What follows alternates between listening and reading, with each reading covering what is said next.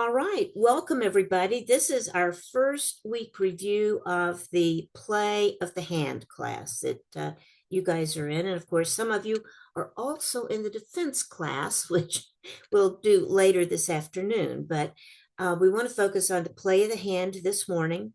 After this is over, it will be converted, the recording will be converted into a video that will be posted on YouTube, but that conversion and posting and then YouTube's uploading of it takes a while. So it'll be later this evening or later this afternoon, when you'll be able to access it on YouTube, and you'll get a link to the YouTube location where you can look at it. So we are going to be talking about Play of the Hand for the next 4 weeks. And let me go over the syllabus that we have, just to kind of verify what we are going to be talking about. Okay, so this past week we were scheduled to do lesson 1 and 2 in our book, which is the new version of Play of the Hand in the 21st Century by Audrey Grant.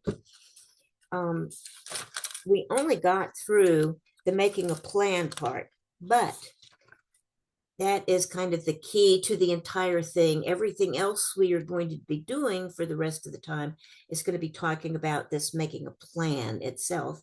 But anyway, basically, we'll just be going through them 2 lessons a week for each of the 4 weeks, if you want to keep up with what we're doing and why I do use the book pretty much, especially in the first 5 chapters. So, if you want to read ahead, if you want to work the exercises, all that would, I think, really help the lessons come home to you.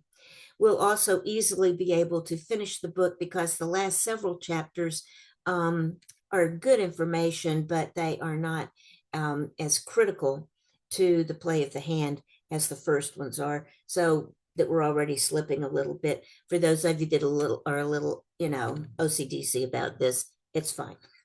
We will get through the whole book. And I'm that way. That's why I mentioned things to you. Okay, what we're going to be doing and what we're going to be talking about this in most of this class is making a plan. Making a plan.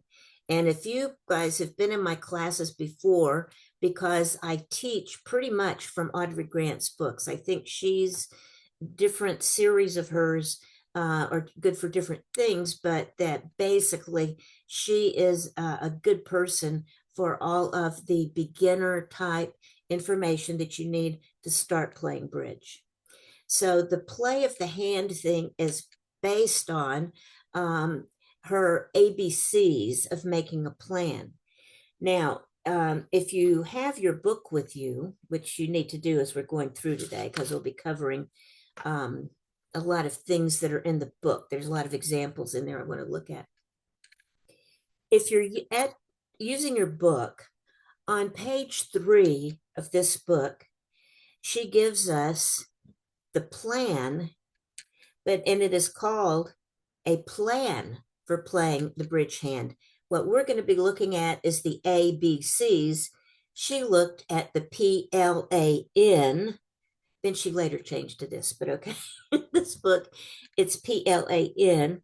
Pause to consider your objective, look at your winners and losers, analyze your alternatives, and now put it all together. The N being now, I think, is, cheating a little bit, but still, PLAN is what the book refers to. But I'm going to be using this ABCs of making a plan. I think they are more comprehensive. Everything is here in one place. So what this is the first part of the ABCs are A, assess the situation. What do we have to get? What can we easily get? How many do we need to figure out how to get? That's assess the situation. Then B is browse the checklist. Browse this list that we have here of only 4 things to decide which one of these we can use to make our contract.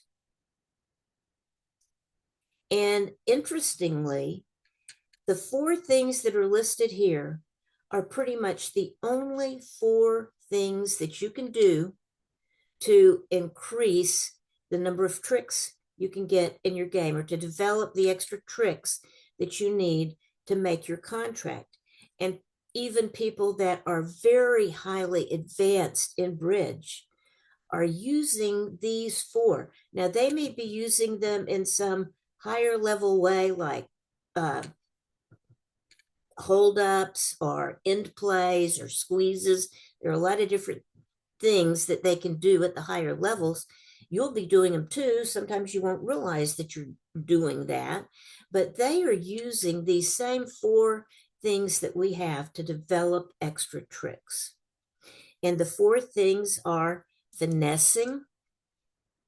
That is when you lead a small card towards a larger card, hoping that the people that have the higher cards than your larger card, you'll be going through them. So they'll have to play theirs first to win, and then yours will be good. This is a 50-50 proposition, by the way. So finesse is one of the last things usually we want to do, because it is 50-50. We can't control it. It's just kind of like, we'll hope. Let's hope this will work. Okay. So that's finessing. We'll talk more about all of these. Promotion, which is when you have the king, queen, jack, 10, you're going to have to lose the ace, but when you do, the queen, jack, 10 will be good. So that's promotion, bringing lower cards higher up by eliminating the higher cards. Length is kind of similar, but what length is if you have a long suit, let's say in your trump suit, which typically we have a long suit, we'll have 8 or 9. Let's say we have 9. There are only 4 out. As soon as we collect those 4, all of the other cards are going to be good. The long cards that we have in that suit are going to be good. So we look for long suits to develop, particularly when we're playing in no trump. Some of these are better for suits than for no trump. Here's one. Trumping and dummy only can be useful when you're playing in a suit contract. Obviously, we don't use dummy, trumping, and dummy trumping at all in a suit contract. So we'll be spending a lot of time on each of these 4 topics. So that is our checklist, which we're browsing to get the B.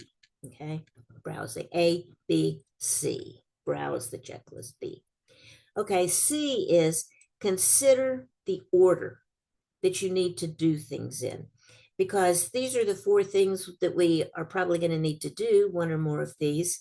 But then the order that we play the hand in is very important, considering the order, because usually we need to draw trump first. That if you don't know anything else and just you play by a few rules, the rule of getting your trump in first is nearly always a good rule. The times you would not do it is when you want to trump in dummy, because sometimes if you draw all your trump in, it will also take all your trump off the board. So frequently, if we want to develop an extra trick from our checklist of trumping and dummy, we cannot draw our trumps first. Usually the order is we draw our trumps first. And some of the principles we use are to play the high card from the short side first. We'll look at examples of this, but this is to help you with your transportation, with moving back and forth, with not getting stuck on the wrong side, not having a bunch of good tricks in your dummy on the board, but you cannot get to them. And one of the ways to avoid that is playing the high card from the short side first. The next is develop extra tricks early, because we cannot wait until the end to develop the extra tricks that we need, unless we're talking about length. But even if we're talking about length, and that's where we're headed, is we're trying to get the last cards in a long suit, we have to get rid of the ones we have to get rid of early. So it's always good, mostly always good, to develop your extra tricks early. And then the last idea is be in the right place at the right time. If you need to do something like finessing and the card you want to finesse for is in dummy, then you need to arrange to be in your hand at the time you need to do that finesse. And this is all part of the plan that we're making. This is all part of the plan. So all of these elements that are on this ABC sheet, the making your plan, the ABCs, these are what we're going to be discussing in way more depth as we go through the rest of the class. But everything that we'll be discussing is mostly here on the page, if you stop to think about it. So, okay, now let's focus back up here on our goal and our tricks and figuring the extra tricks. This is assessing the situation. Assessing the situation. Okay, the first thing we need to figure is, what is our goal? What do we have to do? Well, if our contract is 3 no trump, we have to make 9 tricks. That's our goal. If our contract, where we have bid to, our contract is 2 diamonds, we have to take 8 tricks. So that's all we're talking about with the goal. We're talking about how many tricks do we have to have? What have we agreed that we would make? That's the goal. The next thing is looking at the sure tricks that we have. What tricks can we count on? And then we subtract the tricks that we know we have from what our goal is, and that brings us to the extra tricks that are needed. The extra tricks that are needed. And once we figure out the extra tricks that are needed, then we go down here to our checklist to figure out what can we use, what exists in this hand, what possibilities are there to let us develop our extra tricks that we need to have. Usually, when you count up your losers or winners in a hand, you usually come up with 1 or 2 extra that we need. Sometimes it's more, particularly if we have to lose a card to promote a bunch of other cards. It's harder to see, but we figure out the extra tricks that are needed. The key part of this is figuring out what your tricks are. And figuring out what your tricks are, and so what you need to get extra, is a little bit different depending on whether we're playing no trump or whether we're playing a suit contract.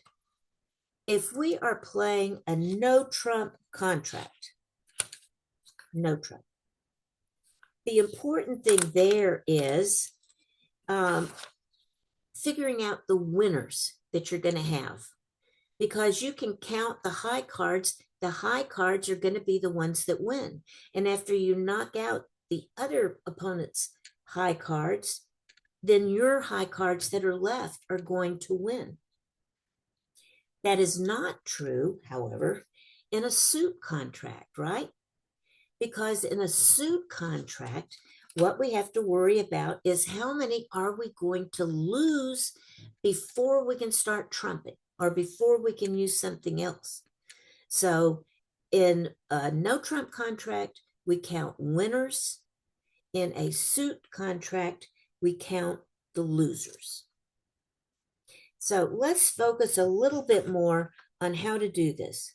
When we're talking, and I'm over now on page 4, when we're talking about a no trump contract, no trump, we count the winners, because that's what we have in no trump is the winners.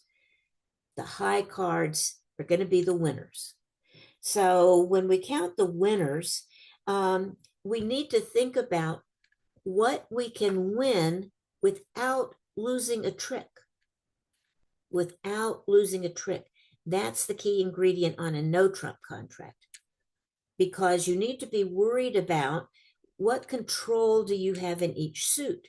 Because I'm sure all of you have experienced a situation where you are playing along in no trump, and when the dummy comes down, you see that they can take all the club tricks and you can take nothing.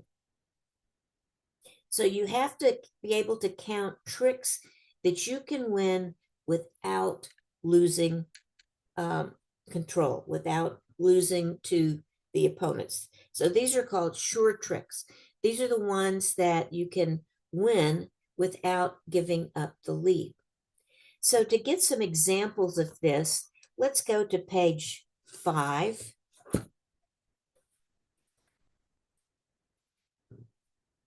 And this is where we're talking about counting the winners in a suit. If we have the first suit there at the top, the first suit, yeah, at the top of the page, we've got the ace, king, queen, jack, opposite the 5, 4, 3, 2. In that, how many could we win in that suit without giving up the lead? Well, the answer is we can win 4. The ace, king, queen, jack, they're all good. They're all going to win. They're sure tricks. We don't have to worry about losing at anything. But let's look at the next one. The king, queen, jack, 10 over the 5, 4, 3. In this case, we do not have any. We've got 0 sure tricks. 0 sure tricks because we have to lose the ace. Now, you guys know and are experienced to know that once you lose the ace, you have 3 winners in that suit, right? So, but don't count that as 3 winners because you aren't going to get those winners if you have to give up the ace and they run their club suit or whatever suit they've got that's a problem. So you're having to account for that in no trump. So in no trump, we count winners only, and we count winners that we can see without losing a trick in that suit. We can look down at the third one down there on the page. It doesn't have to be in the same hand. We can have the ace king and 2 more on one side, the queen jack and 2 more on the other side, and the ace king, then queen jack, the 4. You will have 4 sure tricks in between your hands without losing a trick. Also, we need to think about the number of tricks are limited to the longer suit that you have. So even if you have the top cards, you like if you have the ace, king, queen, jack, you may not get all of those. Look down at the next section. You'll see that if you have the ace, king over the queen, jack, you've got 2 winners, not 4 winners. The ace, king, queen, jack are all good cards, but the queen jack is going to fall under the ace king and you can't do anything else about it. So that is 2 winners, not 4, because you can't take 4 tricks in that suit.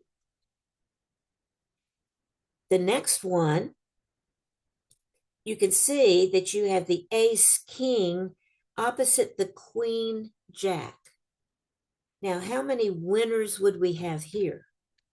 Again, we've got 4 high cards, but we are limited by the number of cards that are on the longer side. In this case, the longer side is the ace, king, 3. So we've got the queen, jack on the other side. So here we have 3 winners. We would lead the 3 towards the king or the queen or the jack, so we could win one of those. That's 1. And then we would lead the jack back to the ace king. That's 2 and 3. So 1, 2, 3. We're limited. Our winners are limited to the number of cards we have in the longer side. And we may not always have all of those, but in this case, we would. 3 winners in that situation. In this next situation, where we've got the ace, king, queen, 3, 2, and we have 7 cards. We've got 5 on one side, and you've got all 5 of the top ones. You've got the 3 and the 2 can go under the jack and the 10, and then the ace, king, queen are all winners in that suit. In that suit. Now, notice that the jack and the 10 will win, but then you are stuck on that side because you don't have a small card to lead back to the other card. So you would have to go to another suit to get in that hand to take the ace, king, queen. But in this suit, you've got 5 winners, as long as you've got transportation to go back and forth. You probably have 5 winners anyway, because this is 7 tricks. There are 6 out against you. They are more likely split 4-2, not necessarily, but way more often than not, there'll be at least 4-2 or 3-3. 5-1 and 6-0 are a lot less likely than those other two. And we're going to talk about probabilities in tomorrow in our next class. But anyway, but I think logically you can understand this. So if you just played the 2 over to the 10 and then led the jack back to take the ace, king, queen, you would probably take all the cards in, and now the last card would still be good. So that's 5 tricks in the suit. So any way you look at this, you should have 5 good tricks in the suit without having to lose anything.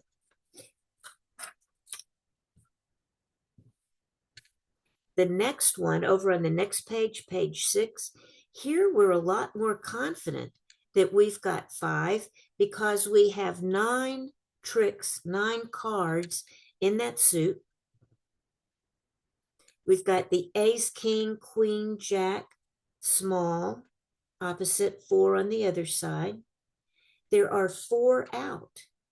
So if we play the ace, king, queen, jack, all of the other 4, no matter how they were divided, are going to come in, which means our 5th trick will definitely be good. In this case, we know for sure. And so you have 5 tricks there.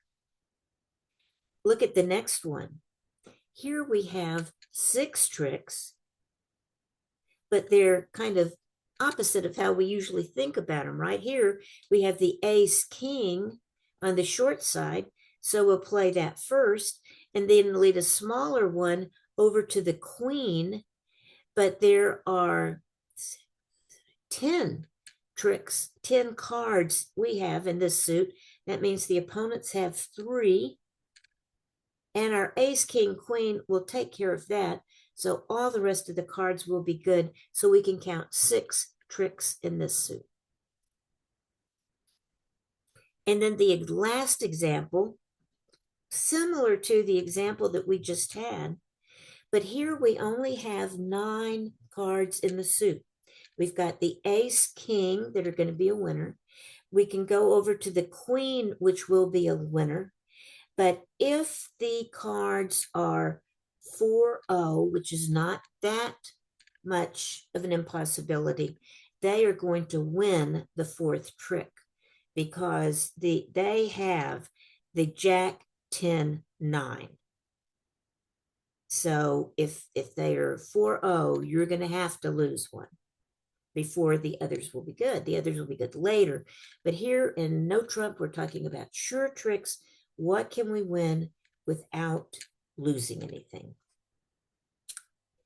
Now, I want to point out one thing that I haven't pointed out before, but that is, if I could give you one piece of advice about play of the hand, if you want to get one little gem of information that will make it worth your while to take this class, that would be that you need to do the first step of this, assessing the situation, before you make a move towards calling a card from the board. And I don't care if there's only one card on the board and you're going to have to play it. Or if it looks clear to you that there's the ace, king, and a small one, so of course you play the ace. whatever the deal is, you need to stop and make a plan. Actually, make a plan in your head by looking at the dummy and at your hand and going back and forth in a no trump contract to see how many sure tricks I can count. You have to make this plan before you call for the card from dummy. Most of the time, doesn't make any difference. Most of the time, you can play them in any order. It's okay. If you've just got one on the board, you have to play it. You're going to have to do that. But you need to sit and make the plan no matter what, because frequently, not mostly, but frequently, the cards you play from dummy on the first trick is going to be the determining factor about whether or not you can make that contract. So you always need to make a plan. I know you've seen people that sit at the table and think and think and think, and you're going, play already. Most of the time, they should be able to play. But everyone, top players, new players, intermediate players, everybody, the time they should take to think is before the declarer should take the time before they call for the card from dummy. Now, this doesn't take 5 minutes.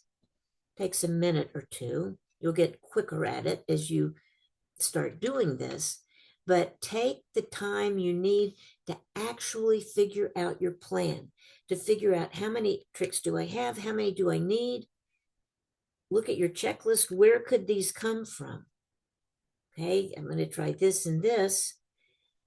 What order do I need to do these in? Is that important? Do I have any problems? Okay, now call for the card from dummy. So take your time to do this.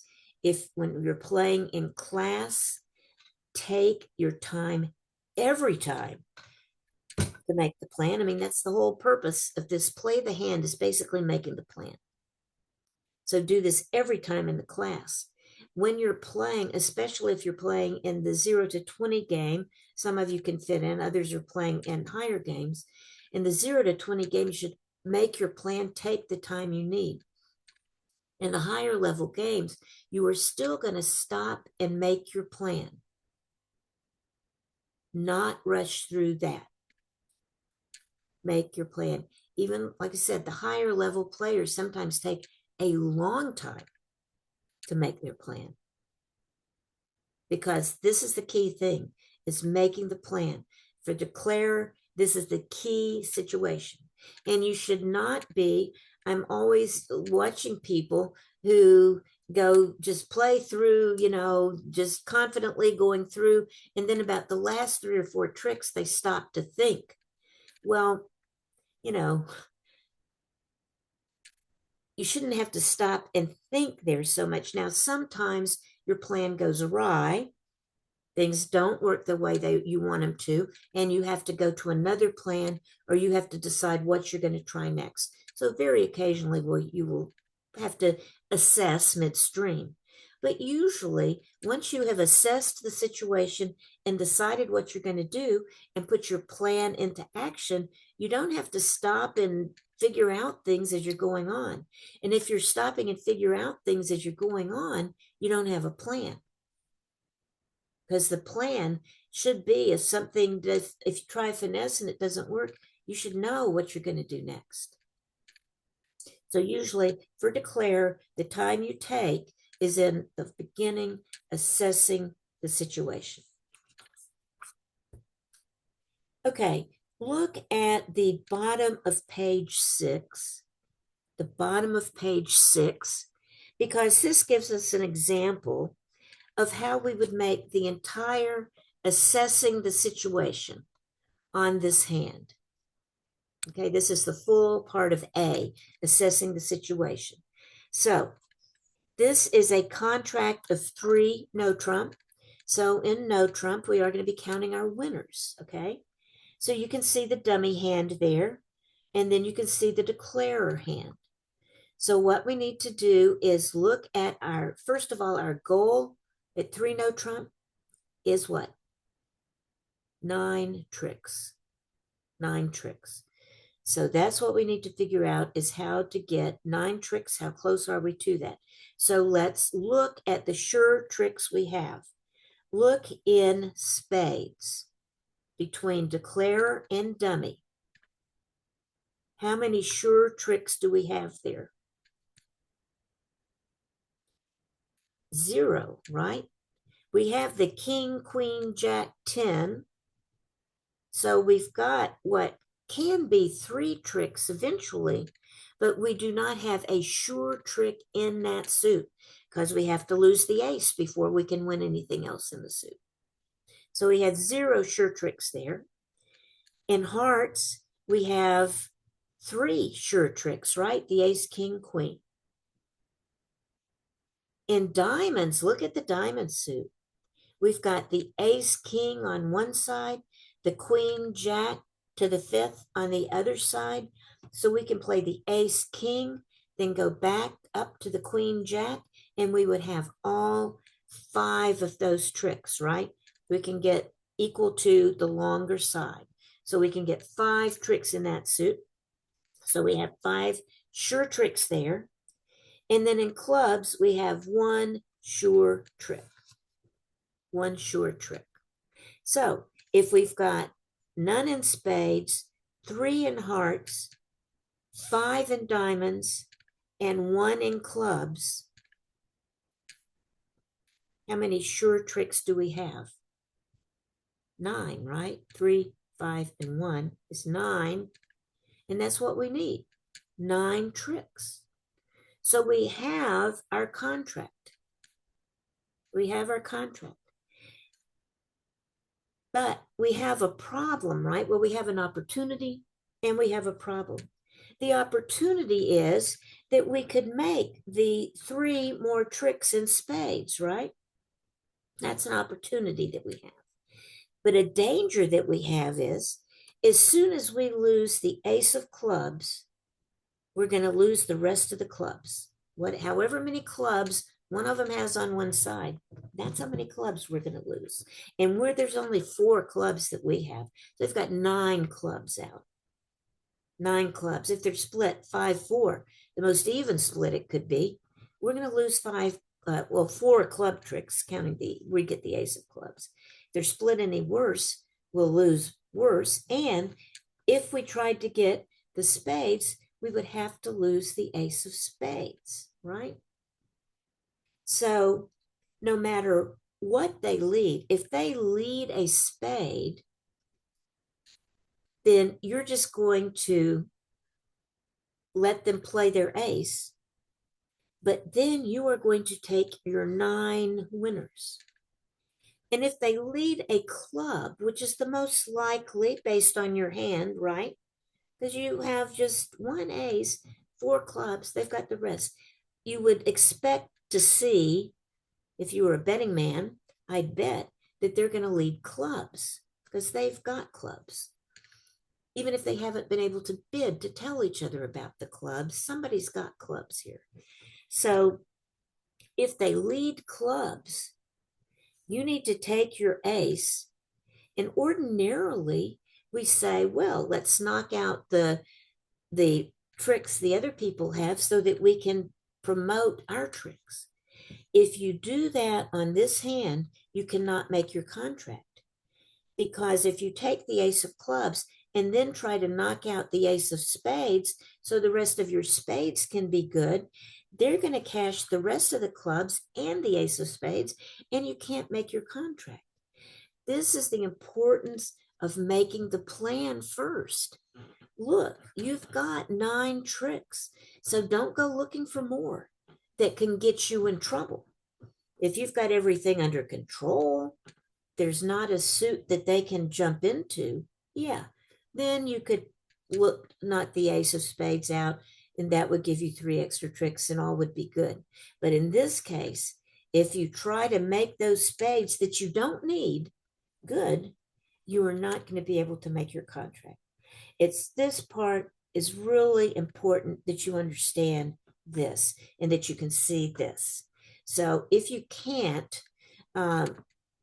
would you ask me any questions now if any of you have problems? Okay, those of you that are on here are good. But if you're listening to this later, make sure that you understand this concept. Go over this deal quite a bit if you're having trouble seeing how to count back and forth and figuring out that's the situation. Okay. All right. So we've been talking about no trump now. In no trump, we take the high cards, the big cards are the winners. So usually we are counting winners.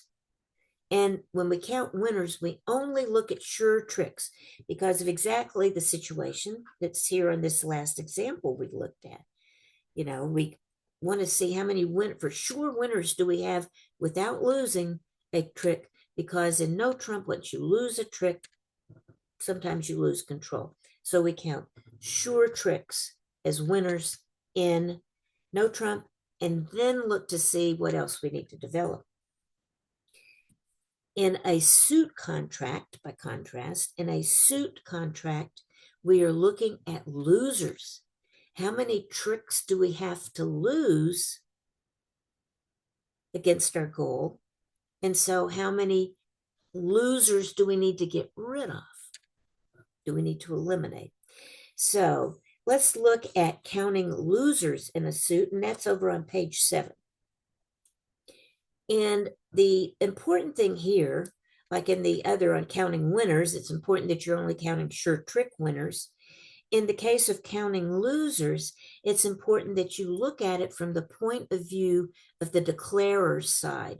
The control side of your hand is where you want to be counting your losers from, based on that perspective. So let's look at the first example there. The declarer has the ace, king, 3, and there's a queen small on the board in the dummy. So in that case, we should have 0 losers, no losers. We can play the 3 over to the queen and it will win. Then play the 4 back and the ace and the king win. So there are no losers here. We do not have to lose a trick in this situation. Let's look at the next one though. Here we have the 7-5-4 opposite the jack 6-3. Here you have 3 losers. You have no winners in the suit and no chance of getting any winners in the suit. So these are 3 losers, but your losers are limited by the number of cards you have on the declarer's side. And why is that? It's because when you lose those 3, the next one they lead, you should trump. So that's why we're looking at losers from the declarer's point of view.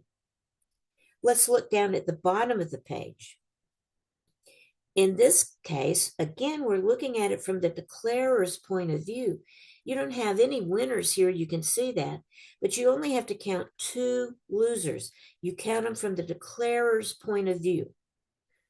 Because although if you were looking at it from the dummy side, you'd have 4 losers, we look at it from the declarer's side because after you lose 2 on the declarer's side, you can trump after that. So that's just 2 losers on the declarer's side. Flip that around. I'm up on the top of page 8 now. Now look at that same suit, but flipped from the declarer's side. If you have the 8-7-5-4 opposite the 3-2 on the other side, you need to count 4 losers. You need to count 4 losers. Now, you may be able to get rid of a couple of those losers because you would have to lose the 2 in dummy, but then maybe you could trump the other 2 in dummy. So maybe that will become part of your plan, part of the losers that you can eliminate, but you need to count it as 4 losers from the very beginning, because you aren't going to be able to eliminate those unless you figure out you need to eliminate them and figure out if you can eliminate them by trumping in dummy. It may be that you cannot trump in dummy because you have to draw all your trump. So there's a lot of things you need to consider here, and that's why counting losers, we look at it from the declarer's hand. Now, if you have sequences, this is a little bit different than in no trump. because in no trump, when we were counting, when we had the king, queen, jack, 10, even though we knew some of those tricks might be good, we have no sure tricks in that suit. The same thing or opposite thing is kind of true when we're looking at sequences in a suit contract, because in a suit contract, we're looking for losers, and the losers we can count. Look at the first one there in the middle of page 8, king, queen, jack over the 9, 4, 2. You've got one loser, the ace. Then the rest are winners. The next one, here you have the queen 10 against the jack 6, 3. Well, here you have two losers because you've got 3 cards on every side. You have to lose the ace and the king, but then you'll still have not a loser. You'll have either the queen, the jack, or the 10 would be a winner. So you only have 2 losers here, the ace and the king. If you look at the next one here, you've got 3 losers, because once you lose the ace, king, queen, then the rest of your cards are good, the jack, 9, 8, 7, 6. So you have to lose those 3, and you have to assume you're going to lose them separately. In a perfect world, the ace and queen might fall on each other, and in that case, you only have to lose 2. But you need to count this as 3 losers. Now, look down at the bottom of the page in counting our losers. It's a little bit hard when we don't have supported high cards. If we have cards below a high card that's missing, we don't have losers there. But let's look at the situation where we have the 8, 6 opposite the king, 3. That king might win the trick, right? But it's only going to win the trick if the ace is in the left-hand side, if the ace is in between the 8 and the 6. So if you leave like is before you get to the king. The way we would work this is we're going to finesse for the king. So we're going to lead a card from the declarer's side. And if the ace is in the next hand, we can make our king good. But if the ace is in the last hand to play, the king will never win a trick. So you need to consider that. And when you have these unsupported high cards, you need to count the number of losers accordingly. In this, it would be 2. It would be 2 because you cannot get rid of a loser, by any means other than the finesse, which is only 50-50. Let's look at the next one up at the top of the page. Here we have the queen and 2 small versus 3 small on the other side. You do not have anything else. You have no support for that queen. And so the chances of it winning are not very good. It may win, but you don't know where the ace and king are, and you could lose all 3. So you have to count that as 3 losers. Now, when you have this is when you have unsupported high cards. You just have bare high cards sitting out there. You can't count that as a winner, so therefore you have to count it as a loser. So it's one of your loser counts. But when you've got a broken sequence, it's a little bit different. Now, if you lose a card, the other one will come up to be a good card. So in the middle of page 9 there, you can see that you've got the ace, queen, jack. The king could win a trick. So you have to count 1 loser here, even though you might not lose it by finessing, but finessing is one of our checklists. So we have to count that we're going to have a loser there first to figure out how to get rid of it and to figure out the best way to get rid of it. The next one down, we have the king, jack, 10. Well, here we have to consider 2 losers, the ace and the queen.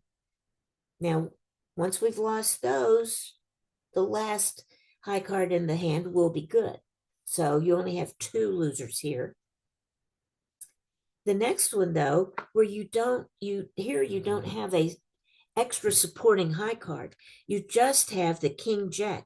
Notice the difference between that and the one just above it. The one just above it, you had the king jack 10. In this suit, you have the king jack only. And if the ace and queen are both in that fourth hand, the fourth hand around that gets to be played, you're not going to get any tricks there. So that's 3 losers that you need to count.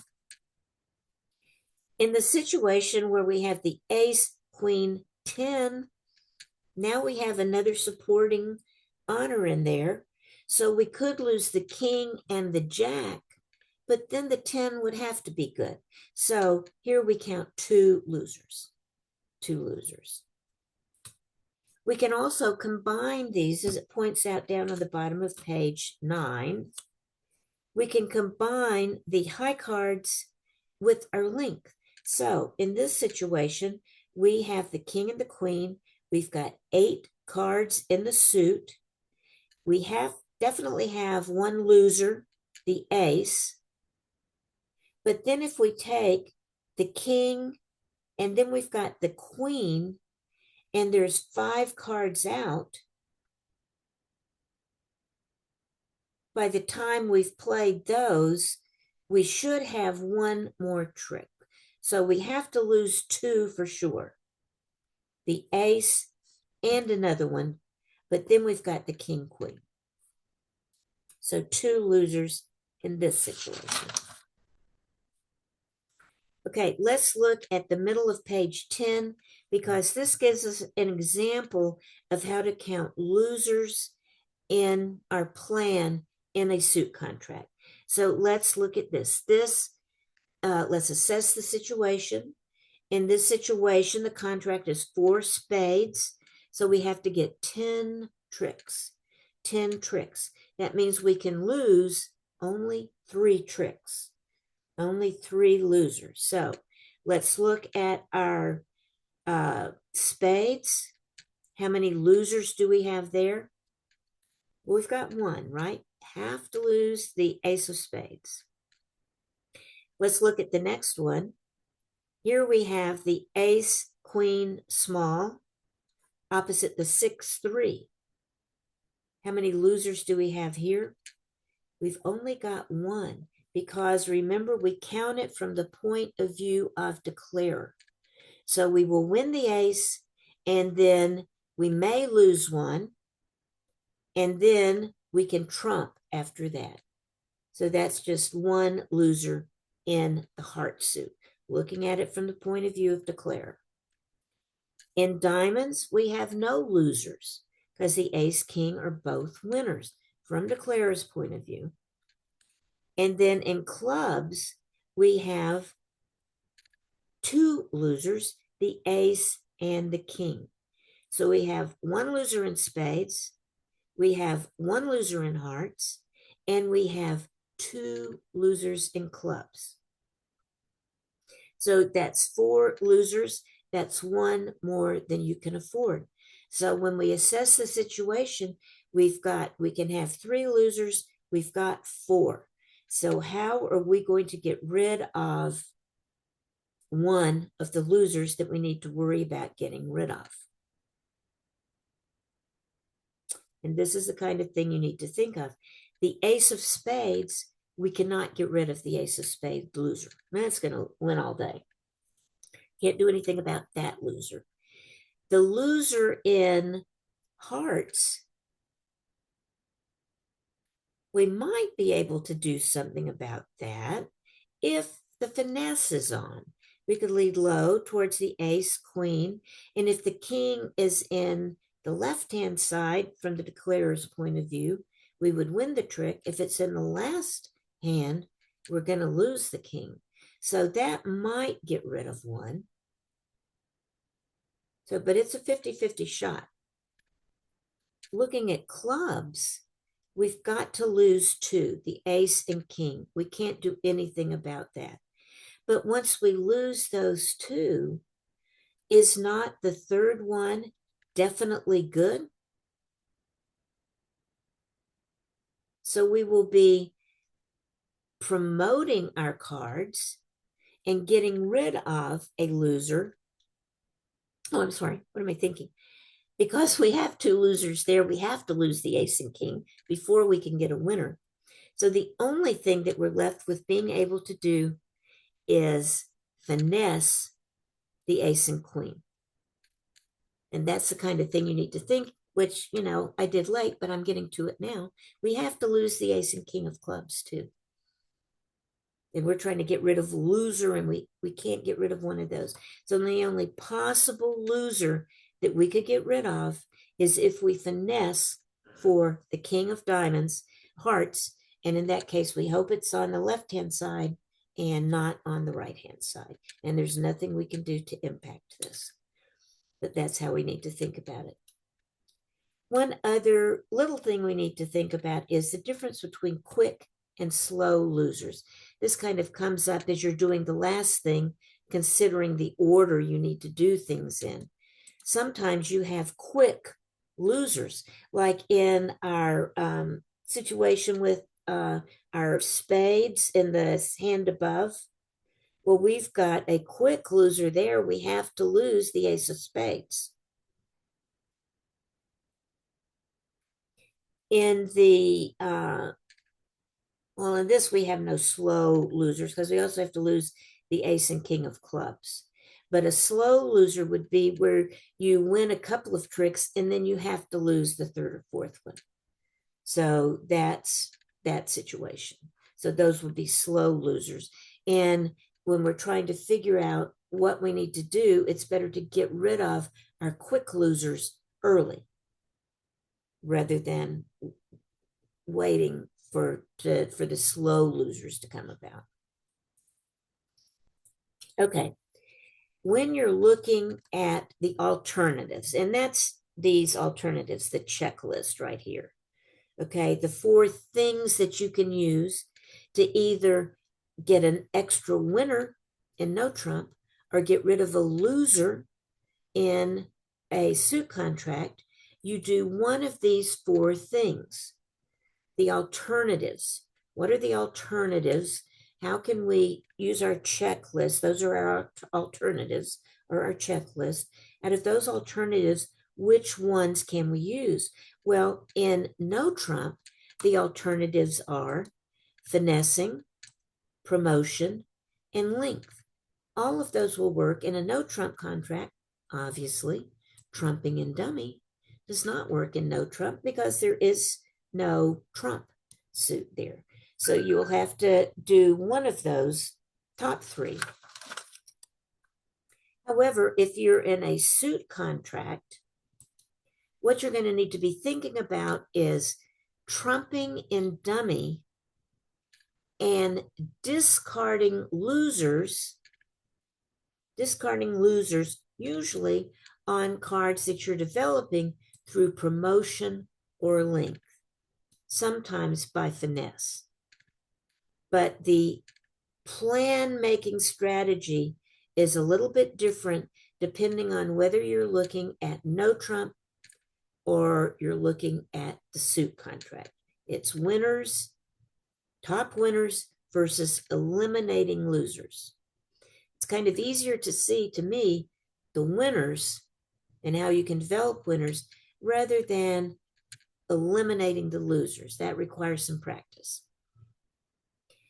Then the last part of this chapter is talking about a couple of strategies that you need to think about. And the first one is, they call it avoiding temptation. What I call it is taking your tricks and running. Take your tricks and run. You remember that no trump hand that we looked at earlier? On that one, you had the temptation to develop those spade tricks. But if you fell victim to that temptation, you would go down and lose your contract. So the smart thing to do is take your tricks. When you can see the tricks, you know you've got the tricks, take them. If in the note on the suit contract side, if you can only afford 3 losers and you can see the 3 losers, let them have the losers and then your tricks are good. Don't try to eliminate some of those losers because in doing so, you may open up other losers. So the best thing always to do is, that's the important part of making your plan is, do you need to do anything else other than just take the tricks you can see? If that's what you need to do, do it. Don't get fancy. Another thing they mention here on page 13 is avoid stranding a suit. Avoid stranding a suit, which, and they give you an example there where declare has the king 3 and the ace, queen, jack small are in dummy. Well, if you play the king and then win it and play the 3 over to the ace, queen, jack, you're good. Okay, you've got it. But if you play the 3 first and win it with the ace, then you come back and win the king. Unless you've got another way to get back to the queen and jack, you have stranded those. And so the way we avoid doing that is playing the high card from the short side first. Win with a high card on the short side first, then you will have a small card to go to the long hand. I hope this makes sense to everybody, because this is a technique that we have to use very frequently. Think about taking your high cards from the short side first, then going over to the long side. Otherwise, you waste tricks. And then the final thing that they mention as a technique is avoid letting the opponents rough your winners. Avoid letting them take tricks that they aren't supposed to take. And the way you do that is by pulling your trumps early. I can't tell you how many times in watching beginners play, I'll see them having if they had made a plan, they would see that they have all the tricks they need. And they may have made the plan, and so they start taking the tricks they need, but they don't draw trump. And so the ace, king, queen that they counted on in clubs, for instance, they play the ace and then they play the king and then they play to the queen and somebody trumps. Well, now you've got a loser where you shouldn't have had a loser. So you need to usually draw trump early to avoid letting the opponents take tricks with your good trump suit. Sometimes that doesn't work. If you're going to need to trump in dummy, you need to save enough cards over there after you draw it or before you draw to use them to trump. But usually, mostly, you should think about drawing your trump first. And if you don't draw your trump first, you should have a reason that you're able to articulate that says why you're not drawing them first. That's why you guys noticed when I watch you play, if we're having this time when I can mention something to you, I'll say, do you have a reason you're not drawing your trump? And if you do, fine. But if you don't, that means you should be drawing your trump first. Okay, that's it for this discussion of play of the hand. I would totally recommend that you go through the exercises in the back of the book, because they give you some opportunities to practice counting winners and losers in no trump versus suit contract. And then we are going to play a few hands tomorrow, at least look at making a plan tomorrow in class, so we can get a little bit more practice on this, because I really want to make sure before we go on in this class that you are totally cool about making your plan and counting your winners or counting your losers and figuring out how to take your winners or eliminate your losers. Okay, so that's what we'll be focusing on tomorrow. All right, guys, that's it for today. We will see you guys in class tomorrow.